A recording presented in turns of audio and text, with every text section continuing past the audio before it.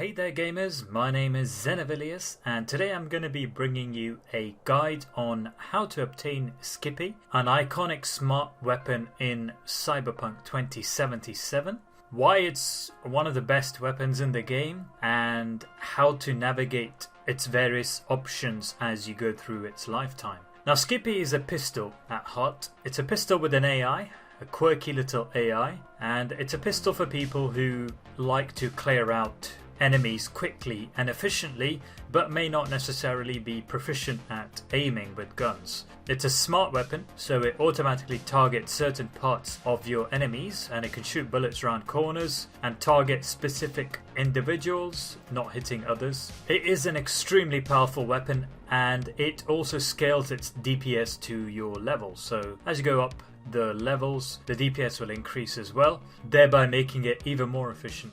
How do you obtain Skippy? Well, it's actually very easy. It's obtained at the start of the side job called Machine Gun. All you gotta do is go to this place where I'm going.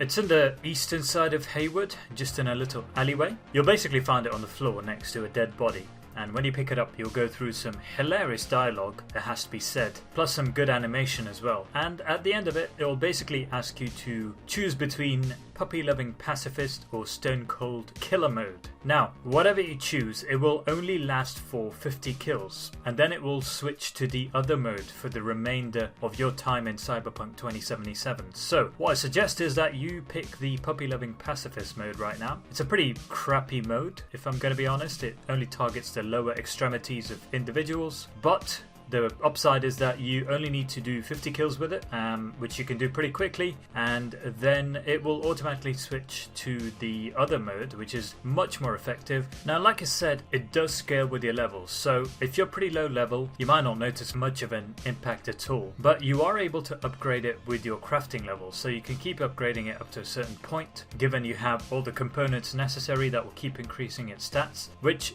will go up as your level goes up as well. You can modify it by adding 2 different mods to it if you want as well. Now, Skippy may not always work. Sometimes it seems to glitch out where even if you're aiming point blank at someone, it just doesn't shoot them. I don't know if that's an intended thing whereby these people have some cyberware of their own which prevents them from being shot by Skippy, or whether it's just simply glitching out because of the game having millions of different bugs, but just be aware of that. Now, eventually, after 50 kills, you will randomly get a bit of conversation from Skippy saying he's prepared to use a survey or something like that. Essentially, you'll have the option of keeping the mode that you chose, so puppy-loving pacifist, or switching to the other mode. It's important that you choose the I don't know option, because if you choose the other one, the killing is wrong option, Skippy will agree with V and stay in puppy-loving pacifist mode, which is not what most people want, I don't think. So you want to answer I don't know, and it will switch over. Or you can refuse to answer if you have level 8 cool. Now it will switch over to stone cold killer mode,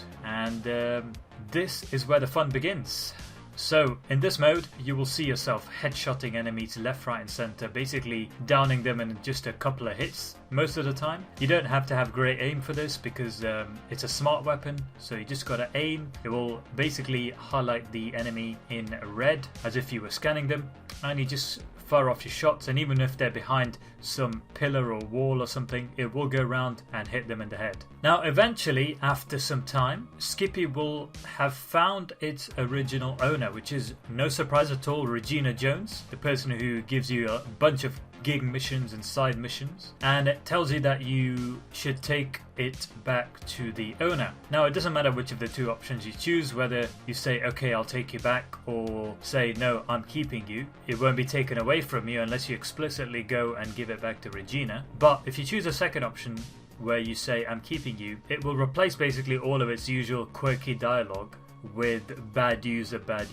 whenever you use the weapon in the future going forward. To be honest, you can just choose that because I don't know, I got a bit tired of the dialogue, but it is a fantastic weapon, so I just wanted to keep it. You can choose to return it to finish the machine gun side job, which obviously is a side job. You don't need to finish it for the main storyline, so don't even bother.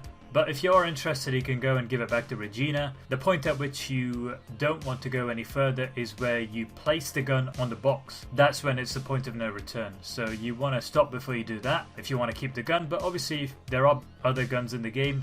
This is a really good gun, I'm not going to lie. I wouldn't say it's the best gun in the game. I personally like some of the other pistols that are available, some of the other legendary iconic weapons, like Johnny Silverhand's gun, the pistol called Malorian Arms 3516, which is a reward from the Chipping End side mission. That's pretty cool because it's got a bit of style to it. When you wield it, you sort of twirl it around, do all sorts of little tricks with it, just like Johnny used to do. The pistol that I'm really enjoying right now, and it's extremely overpowered, is the DR12 Quasar. So I'm not really using Skippy, but I'm not going to return it either because that's a point of no return. You can't get it back once you return it, so I may as well keep it. I'm not that fussed about finishing this little side mission. But yeah, all in all, Skippy is a fantastic pistol, a very overpowered gun as you level up. It's definitely one for the entertainment factor as well as the effectiveness factor, and it's also for people who aren't great at FPS games in terms of their accuracy and so on. They just want an effective gun, enjoy their journey through Night City without having to worry too much about sort of being good at aiming or aiming for the head and all that stuff.